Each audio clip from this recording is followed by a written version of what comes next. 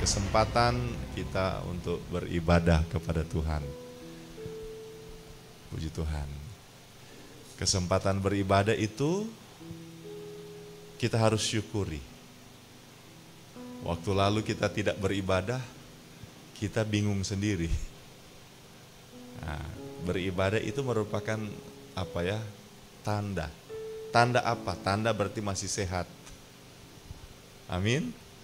Kalau tidak beribadah di sini, kalau sakit susah beribadah di gereja. Betul ya saudara-saudara. Jadi ibadah harus disyukuri karena apa? Satu, tanda ibadah. Tanda ibadah itu artinya DP tanda orang masih sehat. Masih boleh datang beribadah. Haleluya. Sekarang saudara-saudara, kalau sakit bukan hanya membutuhkan apa ya? Bukan hanya membutuhkan orang mesti bertindak, bukan. Sekarang kalau sakit membutuhkan apa? Membutuhkan rekomendasi dari orang di depan. Pas kasih yang atur suhu tubuh, ada saudara Angkin atau saudari Weldin, 38 pulang, Om Bram pulang. Jadi kalau dulu sakit mesti bertindak, sekarang saudara-saudara kalau sakit, aduh nyanak mau dapat masuk di kek. Jadi puji Tuhan. Kalau kita bisa beribadah itu tanda masih sehat. Sehat jasmani. Dan sehat rohani. Orang kalau nyanak beribadah berarti dia rohani tidak sehat. Iya saudara-saudara. Ibadah itu kan orang datang memuji, menyembah, makan firman. Coba perhatikan orang kalau sakit. Mau makan, ada rage. Siapa? Lidah pahit. Tapi kalau suka makan, orang biasa bilang begini. Kalau suka makan baru bayar sakit. Tak buka tuh leher. Jadi tanda itu ibadah itu tanda apa? Tanda bukan cuma kesehatan fisik, tapi kesehatan rohani. Amin. Haleluya. Banyak DP arti, DP makna, tetapi terbatas waktu saya. Pagi hari ini saya ingin mengajak jemaat Tuhan untuk belajar firman Tuhan dengan tema mengapa anak Tuhan masih mengalami masalah. Hari ini saya bernyanyi bersama-sama dengan kita semua. Dan lagu-lagu yang dipilih oleh worship leader, ada satu lagu yang sudah sangat lama saya tidak pernah nyanyikan. Itu lagu tadi, lagu ya, yang pujian tadi. Itu sudah sangat lama tidak dinyanyikan. Saya juga tidak pernah dengar lagu itu dinyanyikan di ibadah. Hari ini Tuhan izinkan bernyanyi lagu lama sekali itu. Dan saya diberkati oleh Tuhan. Saya percaya kita semua diberkati Tuhan. Amin. Saudara-saudara, tema firman Tuhan pagi hari ini, mengapa anak Tuhan masih mengalami masalah? Ya kan? Masih. Sudah beribadah, sudah berdoa, sudah berkorban, sudah mengembalikan milik Tuhan, sudah lakukan firman, masih alami masalah. Kadang-kala kalau kita tidak memiliki pemahaman yang benar, akhirnya kita bisa lemah tinggalkan Tuhan. Akhirnya kita bisa marah-marah, akhirnya kita bisa down. Saudara-saudara, kita perlu memiliki pemahaman yang benar. Mengapa anak Tuhan masih mengalami masalah? Saudara-saudara, saya ingin mengajak kita untuk mulai membaca di dalam kitab Roma pasal 8 ayat 28. Roma pasal 8 ayat yang ke-28. Kita berdiri Bapak Ibu Saudara sekalian. Saudara yang masih mampu membaca, kita baca bersama-sama. Dalam nama Tuhan Yesus Kristus. 2, 3. Kita tahu sekarang bahwa Allah turut bekerja dalam segala sesuatu untuk mendatangkan kebaikan bagi mereka yang mengasihi Dia, yaitu bagi mereka yang terpanggil sesuai dengan rencana Allah. Puji Tuhan, disilakan duduk. Haleluya. Haleluya. Saudara-saudara, saya katakan tadi mengapa anak Tuhan masih mengalami masalah. Coba kita lihat juga ada satu ayat firman di dalam kitab Filipi.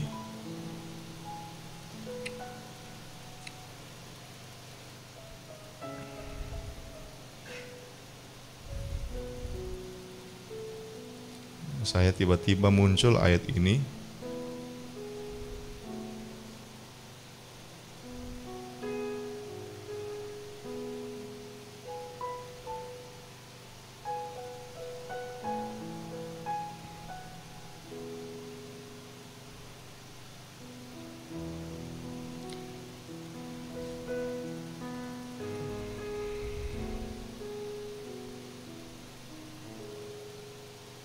Kitab Filipi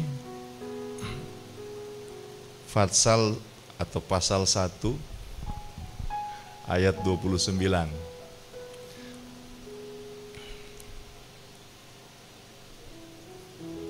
Filipi pasal 1 ayat 29.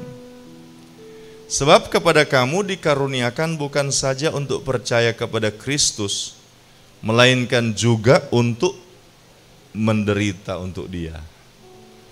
Nah, saudara-saudara, ini ayat-ayat firman Allah ini, saudara-saudara, memberikan kepada kita kesan bahwa anak-anak Tuhan, meskipun sudah jadi orang percaya yang setia, Tuhan masih mengizinkan kita mengalami masalah.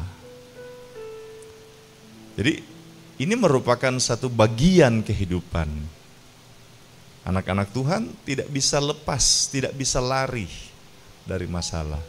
Nah sekarang jadi pertanyaan, mengapa anak Tuhan masih alami masalah? Kenapa Tuhan masih dalam rencana Tuhan yang indah, kan Yeremia 29 ayat 11, aku ini tahu rancangan apa yang ada padaku mengenai kamu, yaitu rancangan damai sejahtera, bukan rancangan kecelakaan, untuk memberikan kepadamu hari depan yang penuh harapan. Itu kan firman Tuhan. Tapi kenapa dalam rancangan Tuhan, dalam planningnya Tuhan itu, planning yang mendatangkan kebaikan, mendatangkan damai sejahtera, itu termasuk di dalamnya ada item masalah, ada item penderitaan. Kenapa, saudara-saudara? Saya ingin menyampaikan beberapa alasan. Yang pertama, saudara-saudara, kenapa masih ada masalah? Yang pertama, karena masalah itu sementara melatih dan mengembangkan potensi kita. Jadi masalah itu melatih dan mengembangkan potensi kita. Kitab Yakobus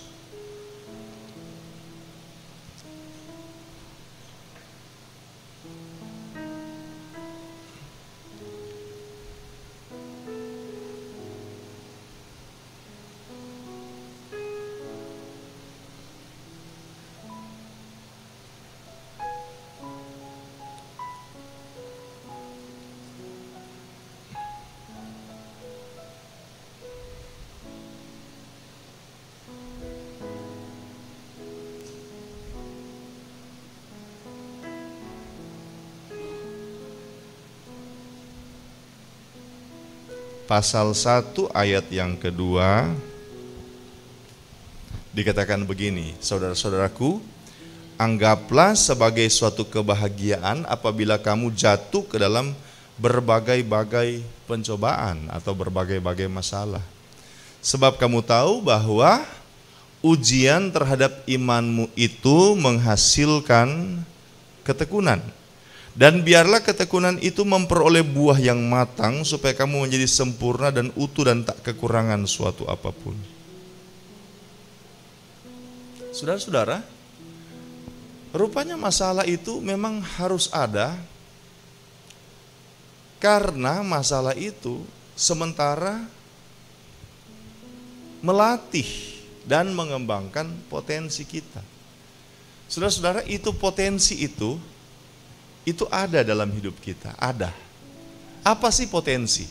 Potensi itu bisa berarti bakat. Potensi itu bisa berarti talenta. Potensi itu bisa berarti karunia. Jadi ada potensi. Nah, saudara-saudara, tidak otomatis kita yang punya potensi maka potensi yang ada pada kita itu bisa langsung berdampak baik bagi kita dan bagi orang. Tidak. Itu potensi itu ibarat benih.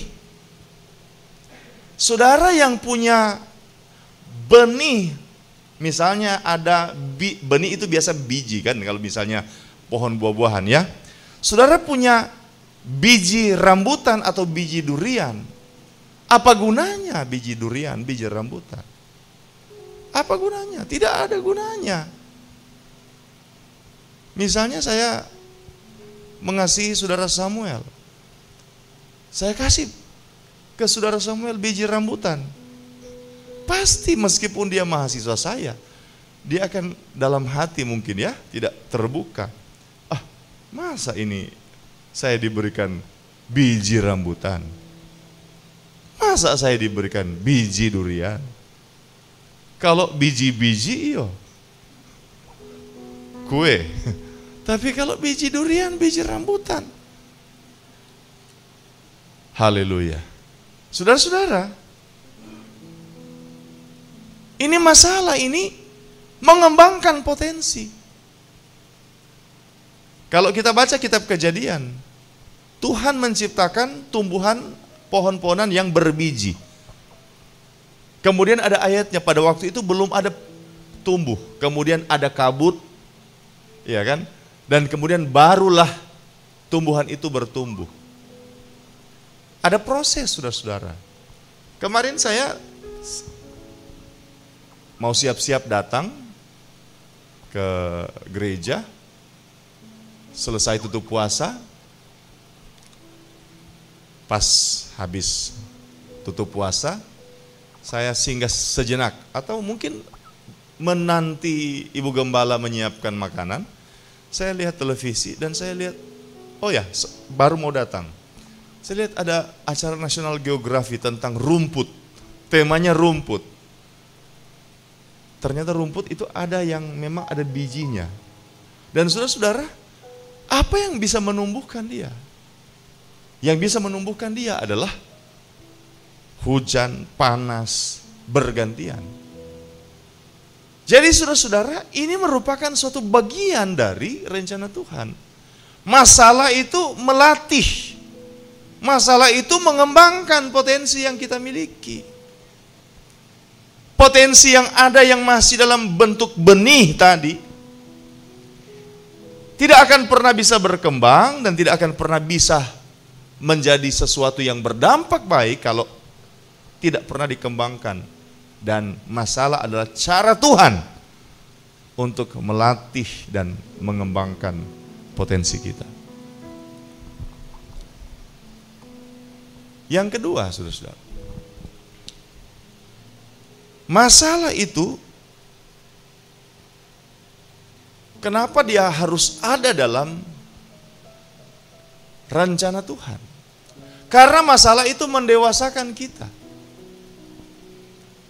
Saudara bisa lihat di Alkitab di rumah saudara untuk penyelidikan lebih mendalam. Tapi saya kasih gambaran, ini Yakub. Papa mamanya Ishak dan Ribka. Ishak Ribka punya dua orang anak kembar, namanya Esau dan Yakub. Saudara-saudara, ini Yakub ini, Alkitab bilang dia suka tinggal di kemah. Suka tinggal di kemah. Padahal Yakub ini, saudara-saudara, dari keturunannya akan berlanjut perjanjian Tuhan. Jadi Abraham, Ishak, Yakub, dan itu sudah dinubuatkan sejak Yakub lahir. Jadi pada saat Ribka akan melahirkan, sudah disampaikan, oh ini anak yang bungsu ini, Yakub ini akan menjadi tuan dari kakaknya. Jadi saudara-saudara, sudah tersirat di sana bahwa perjanjian Tuhan akan melalui Abraham, Ishak dan Yakub. Tidak melalui Esau. Tetapi kalau saudara baca kitab Kejadian, Yakub ini, saudara-saudara, dia punya kesenangan tinggal di kemah. Banyak orang memberikan makna positif untuk hal itu. Banyak orang memberikan makna positif. Saya juga saudara-saudara tidak memberikan makna negatif. Tetapi saya lihat sisi yang lain. Yakub ini terbiasa tinggal di kemah. Nah saudara-saudara, Yakub yang tinggal di kemah ini saudara-saudara, dia tinggal bersama orang tuanya, papa mamanya, yang memang orang berada, orang kaya. Alkitab katakan bahwa Ishak ini di kalangan orang-orang yang ada di sekitarnya, mereka katakan kamu sudah jadi raja. Alkitab katakan Ishak sudah menjadi kaya, kian kaya dan sangat kaya. Jadi Yakub ini adalah anak orang kaya, orang berada. Bos punya anak ini. Dan dia anak rumah, tinggal di kemah, anak kemah. Kakaknya Esau, saudara-saudara, anak gaul, bergaul. Umur 40 tahun Esau sudah punya istri. Yakub tinggal di rumah, belum. Yakub tinggal di rumah. Dia seorang anak umur 40 tahun. Saudara-saudara, umur 40 tahun. Ini Yakub ini masih belum dewasa. Apa bukti bahwa dia belum dewasa? Bukti belum dewasa adalah dia seperti apa? Lembu jaga taruh akang apa? Tali di idong. DP mama dengar papanya mau berkati Esau. Mamanya bilang, anak, papa mau berkati Esau. Esau mau kasih daging buruan, mau memasak masakan yang enak. Jadi begini, nanti mama masak, bawa. Kemudian Yakub bilang, nanti papa mau ketahuan ini. Saya kan badan saya licin, sementara kakak berbulu. Mamanya bilang begini, nanti mau pakai kakak punya baju, supaya bau kakak. Nanti kulitmu mama mau kasih tempel dengan bulu-bulu kambing. Oh iya. Ini mau-mau saja saudara-saudara ikut sesuatu yang salah. Ikut sesuatu yang tidak benar, mau-mau saja Yakub. Itu artinya orang yang tidak dewasa. Salah satu tanda kedewasaan kan prinsip. Betul ya saudara-saudara? Kalau orang dewasa prinsip. Kalau dia sudah ambil keputusan sesuatu yang benar, maka dia akan jalani. Karena itu saudara-saudara dalam pengembalaan, dalam pelayanan, saya gembala hanya bisa menyampaikan firman yang memberikan wawasan kebenaran yang benar, yang murni kepada Bapak Ibu Saudara sekalian. Tetapi saya tidak bisa mengambil keputusan.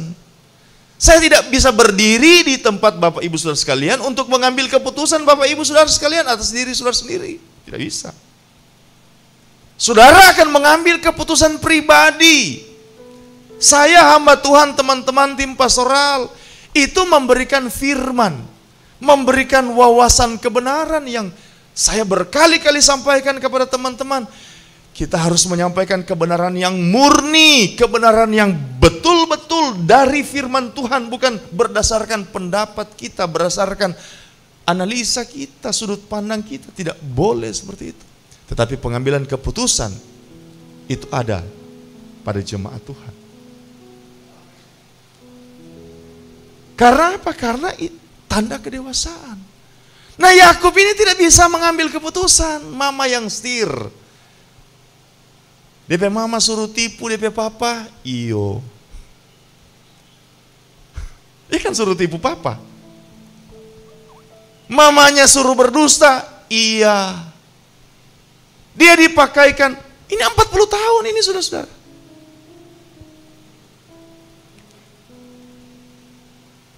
Umur 40 tahun seperti siapa ya? Seperti saya saudara-saudara. Bukan 40 tahun pas Yakub, 40-an tahun. Berarti seperti Om Bram. Coba saudara-saudara bayangkan, seperti Om Bram. Kita mau ambil ilustrasi ini. Soalnya yang biasanya lebih mudah, yang lain lebih mudah. Seperti Om Bram. Om Bram bantu saya, Om Bram ya.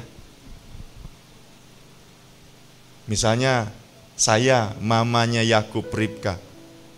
Aku sini.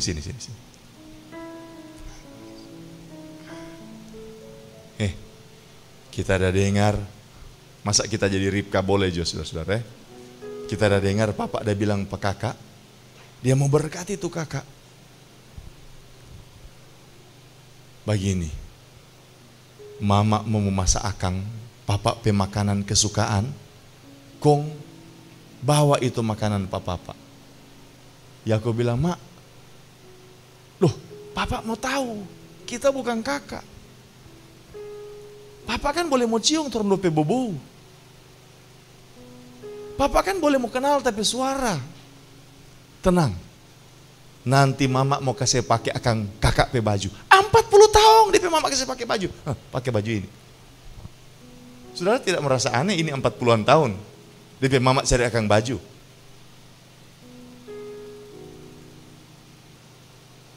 Om Bram bilang, mak baju. Saudara tidak rasa aneh itu 40-an tahun. Beda ya mak dengan ma. Kalau mak, mama. Kalau ma itu istri. Kalau bapak-bapak biasa baju ma. Tapi ini mak baju. Wah, saya pernah saudara-saudara di satu sekolah dulu. Kerja saya tagih SPP mahasiswa. Salah satu mahasiswa di STT kan ada yang mahasiswa usia 60 sekian tahun itu bapak. Kita bilang, om, soalnya nak bayar uang sekolah sekian bulan, bagaimana? Kita mau pulang boleh mener, mau bilang pak mama. 60 sekian tahun usianya, mau bilang pak mama. Saya bilang itu papa mantu cuma tawa saudara-saudara. Karena 60 sekian tahun, saya pakai baju. Kemudian ambil apa? Bulu kambing. Tempel di tangan, di lengan dari Yakub. 40-an tahun, saudara-saudara. Ini anak perjanjian. Tuhan punya rencana. Tuhan bikin masalah. Bukan bikin masalah, Tuhan izinkan masalah. Bukan Tuhan bikin masalah, Tuhan izinkan masalah. Apa? Masalah Yakub dengan Esau. Esau bilang, kita mau bunuh. Kita pe papa so tua, so janda lama mati. Ini saudara-saudara, apa yang saya sampaikan ini versi bahasa Manado, tapi kisahnya betul sekali ini. Saat-saat kematian papa saya sudah tidak lama lagi sebab dia sudah tua. So kabur matanya, kemungkinan dapat penyakit gula. Itu Ishak. Pada saat itulah saya akan bunuh. Kedengaran. DP Mamat bilang, adik, kakak mau bunuh. Lari Jo. Lari akhirnya Yakub. Saudara-saudara, masalah itu membuat Yakub dewasa di negeri orang. Haleluya. Terima kasih Om Bram. Kenapa Tuhan izinkan masalah? Tidak pernah akan ada kedewasaan tanpa masalah. Mau kedewasaan secara jasmani, mau kedewasaan secara rohani. Saudara-saudara, ada orang ketika menghadapi masalah di pelayanan, langsung melihat itu sebagai sebuah bencana. Saudara-saudara, masalah di pelayanan, misalnya di pelayanan ini, pelayanan itu merupakan cara Tuhan mendewasakan kita. Yang setuju katakan amin. Haleluya. Yang ketiga, masalah menuntun kita dalam jalan Tuhan. Tuhan gunakan masalah untuk tuntun kita dalam jalan yang Ia inginkan. Kalau saudara baca Alkitab, Israel itu keturunan Abraham. Tuhan sudah bilang begini kepada Abraham, Abraham, keturunanmu akan ada di Mesir, di satu bangsa sekitar 430 tahun. Sama Abraham itu saudara-saudara. Jadi Tuhan sudah sampaikan kepada Abraham. Dan benar, Yakub dan anak-anaknya dan keluarganya kurang lebih 70 orang satu waktu mengalami masalah. Masalah apa? Kelaparan. Tuhan mau bawa orang Israel masuk Mesir pertama kali. Caranya apa? Masalah Tuhan bawa. Lewat kelaparan, akhirnya orang Israel masuk Mesir. Kenapa masuk Mesir? Sebab hanya di Mesir ada gandum. Di Mesir ada makanan. Tuhan sudah siapkan melalui Yusuf. Jadi dibawalah orang Israel lewat masalah ke Mesir. Dan setelah genap waktunya Tuhan mau keluarkan orang Israel dari Mesir. Caranya apa? Tuhan membangkitkan seorang Firaun, seorang raja Mesir yang memang benci sekali kepada orang Israel. Yang lupa dengan budi baik orang Ibrani yaitu Yusuf yang sudah menyelamatkan Mesir, meningkatkan pamor Mesir. Dia lupa. Dia jadikan orang Israel budak untuk membangun kota-kota berkubu Mesir, untuk membangun simbol-simbol kenegaraan Mesir yang hebat. Menurut sejarah, piramida itu, Sphinx itu kemungkinan besar dibangun oleh orang Israel, meskipun bukan hanya orang Israel. Tuhan bangkitkan masalah. Kenapa? Karena Tuhan mau mengeluarkan orang Israel. Tuhan mau keluarkan. Sudah cukup mereka jadi budak di Mesir. Sekarang mereka harus keluar untuk menuju ke tanah perjanjian. Dan cara Tuhan untuk mengeluarkan mereka adalah apa? Tuhan izinkan masalah. Saudara-saudara, masalah saya perhatikan seringkali merupakan cara Tuhan untuk menuntun kita di dalam jalannya. Haleluya. Haleluya. Jalan Tuhan terbaik. Tuhan adalah gembalaku, takkan kekurangan aku. Katakan amin. Ia membaringkan aku di padang yang berumput. Ia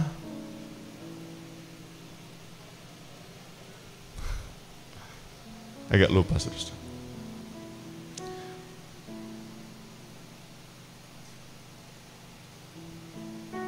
Ia membimbing aku ke air yang, ia menyegarkan jiwaku. Wah, membaringkan aku di padang berumput hijau, membimbing aku ke air yang tenang.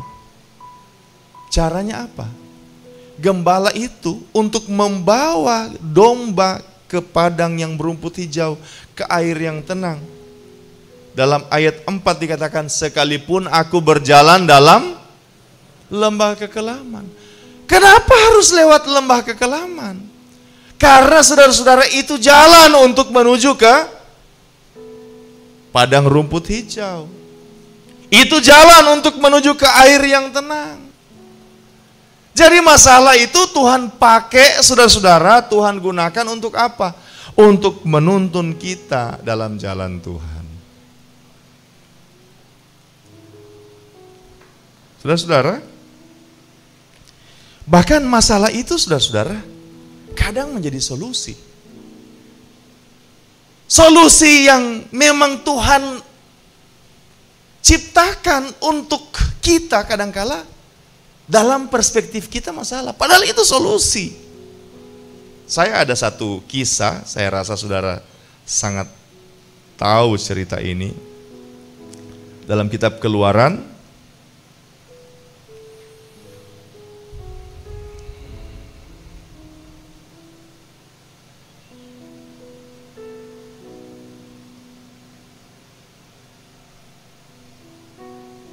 pasal 14 ayat 21. Keluaran 14 ayat 21, coba kita baca sama-sama. 2, 3. Lalu Musa mengulurkan tangannya ke atas laut, dan semalam-malaman itu Tuhan menguakkan air laut dengan perantaraan angin timur yang keras, membuat laut itu menjadi tanah kering, maka terbelahlah air itu. Bapak Ibu, coba pakai kemampuan imajinatif kita ya. Orang Israel mau ke tanah perjanjian. Pada awalnya Firaun izinkan, tapi akhirnya Firaun sadar, aduh, Ini tenaga kerja lepas begitu saja. Akhirnya Firaun langsung konsolidasi pasukan Mesir, kejar orang Israel. Orang Mesir kejar dengan pasukan tentara dan kereta. Alkitab katakan ketika orang Israel menoleh ke belakang, maka tampak pasukan Mesir mengejar mereka. Betul ya, begitu ceritanya. Sementara orang Israel ada terpojok, di depan sudah ada laut Teberau. Ini saudara-saudara bukan cuman sekedar laut sampai di buku-buku. Saya berpikir mungkin cuman tofor, dangkal. Ini laut di situ saudara-saudara. Laut yang tingginya saudara-saudara. Berapa meter? Saya lupa. Sekitar 200-300 meter yang di posisi itu. Saya berpikir hanya sekitar 20 meter. Ternyata tidak. Saya berpikir hanya jaraknya mungkin sekitar 100 meter. Ternyata jaraknya saudara-saudara bisa sampai 1-2 kilo.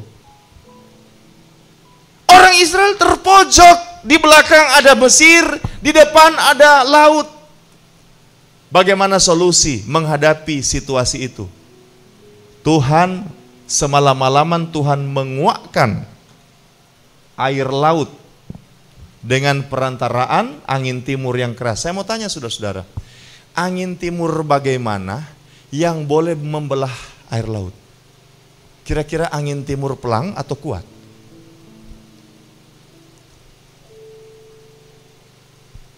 Kalau saudara baca kitab Mazmur, lebih detail pemazmur katakan, guruh, kilat, sambung menyambung waktu itu. Badai, saudara-saudara. Badai Katrina dengan kecepatan angin 270 km per jam. Atau apa badai yang terjadi di Amerika itu? Ada satu badai kecepatannya katanya 275 km per jam. Itu badai dengan kecepatan terkuat di dunia, 280 km per jam. Tetapi badai itu hanya bisa menimbulkan ombak. Tetapi tidak pernah ada badai yang bisa menguakkan air laut. Jadi saudara-saudara, itu badai Katrina yang 270-280 km per jam, itu hanya bisa menimbulkan gelombang besar. Tetapi tidak pernah berhasil membelah laut. Berarti ini badai berapa kilometer per jam anginnya. Saya katakan tadi, coba kita menggunakan kemampuan imajinasi kita yang Tuhan kasih. Ini angin bagaimana ini, badai ini? Sekali lagi 270 km per jam. Ibu Gembala suka sekali nonton yang bencana-bencana begitu. Suka sekali nonton air crash landing, air crash investigation. Kita bilang, siapa kok suka baun itu, acara-acara begitu. Pesawat celaka, badai. Selera orang beda-beda ya. Akhirnya saya terpengaruh. Kita lihat saudara-saudara, pernah ada badai. Saudara-saudara, itu rumah hilang. Itu 270 km. Tetapi badai itu tidak pernah menyebabkan air laut, menguakkan air laut. Tapi pernah terjadi ada badai, angin timur. Sekarang saya mau tanya saudara-saudara. Kalau saudara torang jadi orang Israel, waktu itu di belakang ada Mesir, di depan ada laut. Kongmat badai. Torang anggap badai itu apa? Memuncul itu lagu Manado. So susale bagini kong miskin melendong. Muncul itu pepatah Indonesia. Sudah jatuh tertimpa. Mesir so di belakang, di muka. Angin timur keras. Tapi rupanya itu badai itu tuh solusi. Kemuliaan-Mu Tuhan pasti nyata di tengah badai. Kau pertolongan dan pengharapan, Tuhan kemenanganku. Kadang-kala masalah itu ternyata solusi. Berikut saudara-saudara. Ini masalah itu Tuhan izinkan, kenapa? Karena masalah itu mengawal kerohanian. Jadi pengawal itu masalah. Gadamu dan tongkatmu. Bayangkan Tuhan adalah gembala yang baik. Katakan amin. Tuhan adalah gembala yang gembala yang baik itu yang dibawa di tangan bukan rumput hijau, yang dibawa di tangan dari gembala yang baik itu bukanlah persediaan air. Kita pe mama yang baik. Kiapa? Pada petas penuh snack. Mama saya adalah mama yang baik. Kiapa? Di tasnya ada coklat. Baik-baik sekali kita pe papa. Kiapa? Pada pe popoji ada gula-gula.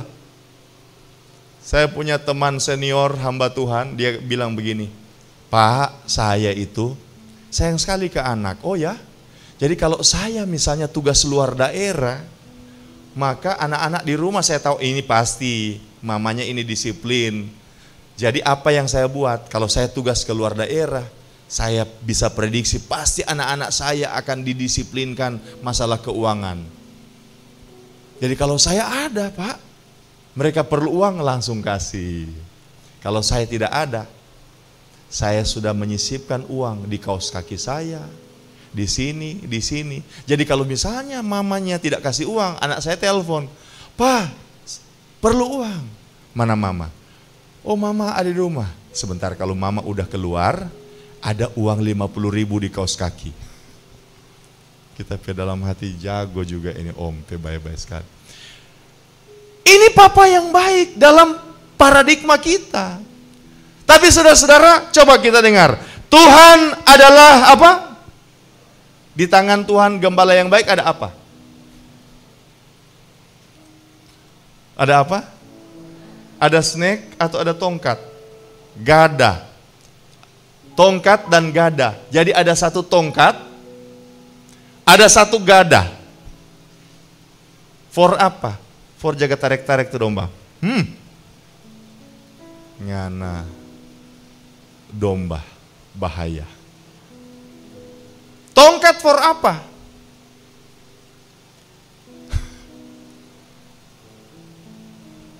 Oh, orang bilang tongkat untuk menghalau serigala. Saya lihat saudara-saudara ada orang sementara gembalakan bebek di Kakas Languan sana, ada tongkat saudara-saudara. Yang ada serigala di Languan dan Kakas itu. Kenapa? Haleluya. Masalah itu mengawal. Masalah mengawal kerohanian kita. Banyak kali saudara-saudara kalau tidak ada masalah,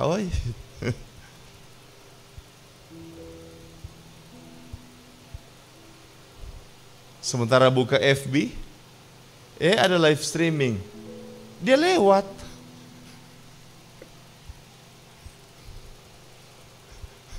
Nggak ada masalah.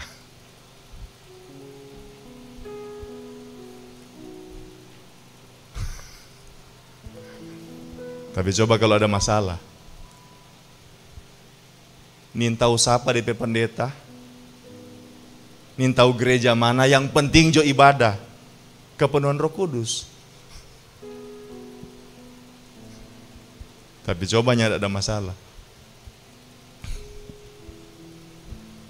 DP YouTube cara membuat siomay. Itu sah saja. Mari coba kalau ada masalah. Yang dia download 100 khotbah. Bahkan dia so cari-cari.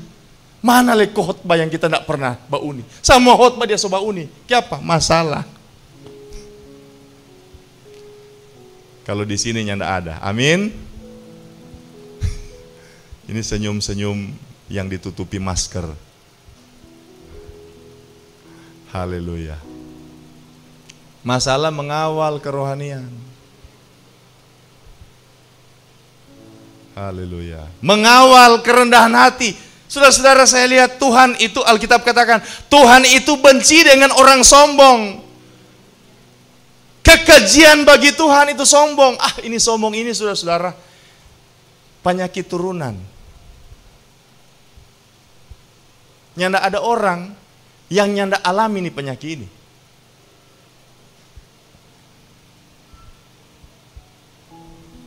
Apa DP tanda sombong? Satu, orang bercerita, orang suka melawang. Kita ada bikin biapong babi. Berapa kilo bak di satu resep? Ya sekitar 1 kilo. Kalau kita 2 kilo.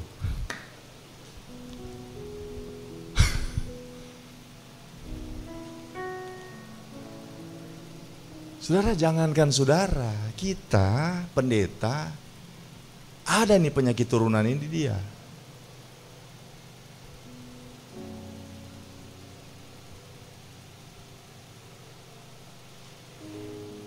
Nggak apa-apa kata, no, pakai baju yang bagus, tapi jangan sampai dimotivasi. Masa dia boleh, kita nih boleh.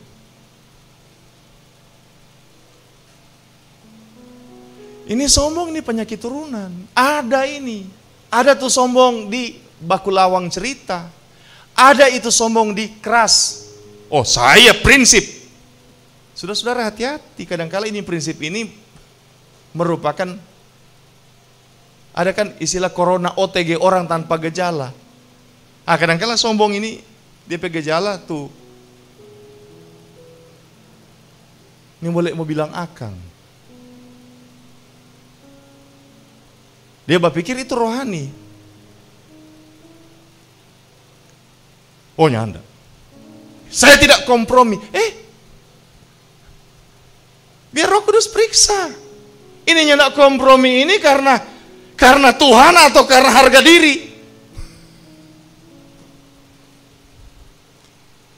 Kalau nyanda kompromi karena harga diri, saudara-saudara, maaf bicara, penyakit turunan. Itu kekejian bagi Tuhan. Ini kebenaran ini, saudara-saudara. Saya tidak pernah lihat orang. Kebenaran ini muncul bukan karena saya lihat orang. Karena Tuhan sadarkan saya. Karena ini fit sombong. Perlu masalah untuk kawal.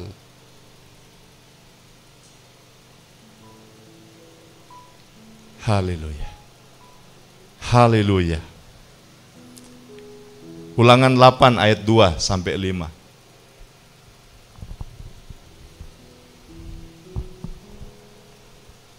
Ingatlah kepada seluruh perjalanan yang kau lakukan atas kehendak Tuhan Allahmu di padang gurun selama 40 tahun ini dengan maksud merendahkan hatimu. Ini perjalanan lewat padang gurun ini dengan maksud untuk merendahkan hatimu.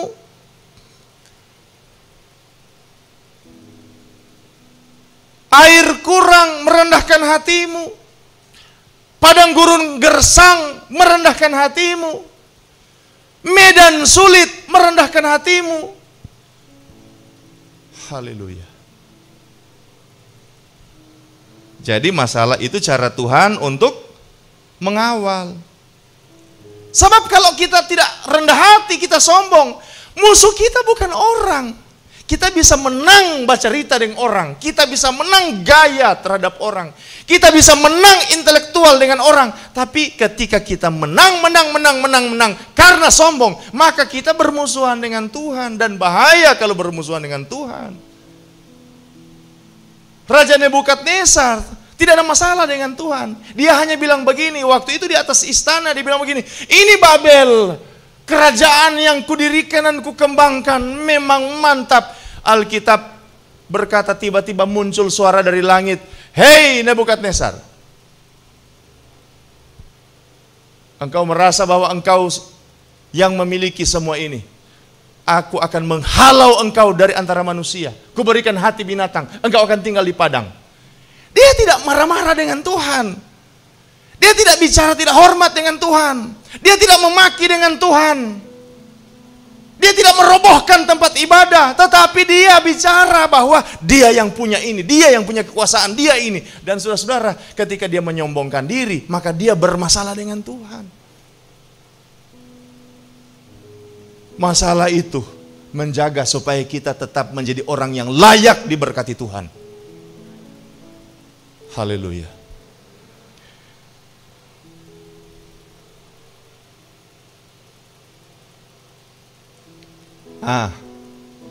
Berikut, masalah menguji ketaatan kita, memurnikan kita. Tuhan Yesus di Taman Getsemani kita tahu bersama. Bukan kehendakku yang jadi, tetapi kehendakmu. Bapa, kalau boleh lalukan cawan, tapi bukan kehendakku yang jadi. Ketaatan tidak akan pernah teruji. Ketaatan tidak akan pernah dimurnikan tanpa masalah. Kalau kita taat, karena itu senang kita. Misalnya, saya bilang ke anak Fafa misalnya, Fafa, Iko dengan papa mau ke Manado. Torang mau pergi di sini, pergi di sini, pergi di sini, jalan-jalan. Fafa taat. Woi, Fafa ikut dengan papa pergi di pantai. Oh, Fafa taat. Fafa ikut dengan papa. Pergi mana, Pak? Pergi di Malaysia. Papa mau pergi mengajar. Nanti Fafa kalau ikut dengan papa, Fafa boleh mau pergi sini, pergi sini. Taat. Saya mau tanya saudara, itu taat betul? Fafa bercuci piring. Fafanya tidak dengar ini. Fafa ini, Fafa itu. Kalau dia baking baru itu tuh taat. Maka kalau cuma mau panggil pergi Manado, mau makan di Mantos, mau panggil pergi di Pantai Pal, mau jalan-jalan, mau refreshing, mau panggil pergi Malaysia, kemudian jalan-jalan, kong dia, iyo, itu belum taat, itu belum teruji. Tapi itu taat itu, ketika kita melakukan sesuatu yang tidak kita sukai. Haleluya. Nyak suka. Bapak lalukan cawan ini. Bapak lalukan cawan ini.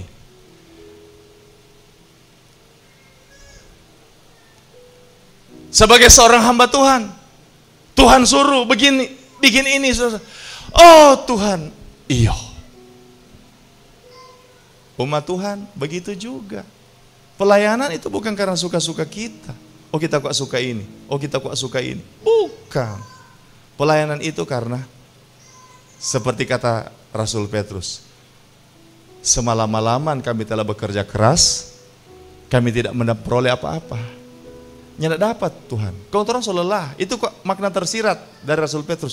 Tapi karena engkau yang suruh, kami lakukan juga. Meskipun pertimbangannya, masa cari ikan siang? Itu satu, tidak masuk akal. Yang kedua, Tuhan, so capek kami dari tadi malam ini bekerja keras semalam-malaman. So capek. Ada pertimbangan fisik, macam-macam pertimbangan yang seharusnya mendorong Petrus untuk berkata tidak. Tetapi dia katakan karena engkau suruh. Ku jawab ya. Ini lagu ini saya ingat setiap KKR pendeta MPH Bolang muncul lagu ini. Ku jawab ya. Ku jawab ya Tuhan. Ku jawab ya Tuhan. Ku jawab ya. Masalah menguji ketaatan kita. Terakhir, masalah menjaga pengharapan kita akan sorga. Orang Israel keenakan di Mesir. Mereka tinggal di satu daerah yang bernama Tanah Goshen, daerah terbaik di Mesir untuk menggembalakan kambing domba. Karena Mesir itu saudara-saudara ada sungai Nil yang memberikan kesuburan untuk tanah Mesir. Apalagi di Goshen, daerah yang paling mantap. Sebelumnya Israel harus ke sana kemari, ditolak oleh masyarakat sekitar. Harus cari padang rumput untuk ternak mereka. Sekarang mereka ada di daerah terbaik di Mesir, tanah Goshen.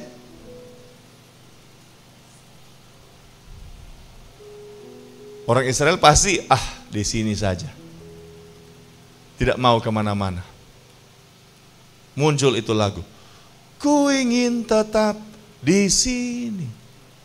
Muncul iklan, di sini aja. Tetapi masalah mengganggu kenyamanan Israel. Kanaan. Pandemi mengganggu kenyamanan kita tinggal di dunia. Sorga. Haleluya. Haleluya. Kesimpulan. Roma pasal 8 ayat 28 munculkan kembali ayat ini untuk kita akhiri dengan 3 kesimpulan yang akan menjadi pegangan kita. Roma 8 ayat 28, kita tahu sekarang bahwa Allah turut bekerja dalam segala sesuatu untuk mendatangkan kebaikan bagi mereka yang mengasihi Dia, yaitu bagi mereka yang terpanggil sesuai dengan rencana Allah. Dari ayat ini ada 3 sikap yang menjadi kesimpulan yang harus kita pegang. Apa itu? Yang pertama, kita tahu sekarang Allah turut bekerja mendatangkan kebaikan. Oh, berarti termasuk masalah. Haleluya. Termasuk masalah. Itu pasti akan mendatangkan kebaikan. Maka anak-anak Tuhan harus berpikir positif. Orang yang tidak berpikir positif tidak bisa bersyukur. Maka status di FB-nya akan penuh dengan kata-kata pastiu, minta maaf. Ada kata itu di Alkitab, sehingga bukan memakai ketika saya sampaikan. Ada kata pastiu, soe, bahasa Alkitab kan malang. Besusale. Pakai emotikon marah, keluar asap dari telinga dan hidung. Berpikir positif. Allah turut bekerja. Yang setuju katakan amin. Yang masih pastiu katakan amin. Allah turut bekerja dalam segala perkara. Oh, haleluya. Berpikir positif. Masalah, berpikir positif. Supaya ada ucapan syukur. Yang kedua, Allah turut bekerja dalam segala perkara mendatangkan kebaikan. Artinya Allah gunakan masalah itu untuk kebaikan. Maka kita terinspirasi dari Tuhan. Kita gunakan masalah itu. Untuk apa? Untuk kebaikan. Oh, tantangan. Melatih kemampuan saya untuk menghadapi masalah. Mengembangkan kemampuan saya mengambil keputusan. Menolong saya untuk terus terjaga hubungan saya dengan Tuhan. Gunakan masalah seperti Tuhan menggunakan masalah kita untuk mendatangkan kebaikan. Maka kita terinspirasi dengan Tuhan. Kita gunakan juga masalah. Untuk apa? Untuk kebaikan kita. Haleluya. Terinspirasi dengan Tuhan. Gunakan masalah itu untuk kebaikan. Marah-marah tidak ada guna. Status hidup ini memang susah. Tidak ada guna. Pakai masalah itu untuk mengembangkan diri kita. Haleluya. Terakhir,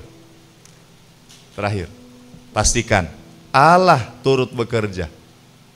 Allah turut bekerja. Amin. Mendatangkan kebaikan. Berarti mesti ada apa? Allah. Pastikan hidup kita ada Tuhan. Sebab kalau tidak ada Tuhan, tidak ada Allah turut bekerja mendatangkan kebaikan, tidak ada. Yang ada hanyalah kita sendiri yang berjuang sendiri. Kita yang bekerja sendirian. Dan kalau kita bekerja sendirian, saudara-saudara, maka resiko gagal sangat besar. Resiko gagal sangat besar. Tapi kalau kita pastikan ada Tuhan bersama kita, Naomi, suaminya Elimelek, anaknya Mahlon dan Kilion, mereka ke Moab. Mereka lupa memastikan ada Tuhan. Lot pergi ke Sodom, lupa memastikan ada Tuhan. Jangan lupa pastikan bahwa dalam jalan kita ada Tuhan. Ada lagu Kidung Jemaat. Sepanjang jalan ku diiring oleh Yesus Tuhanku.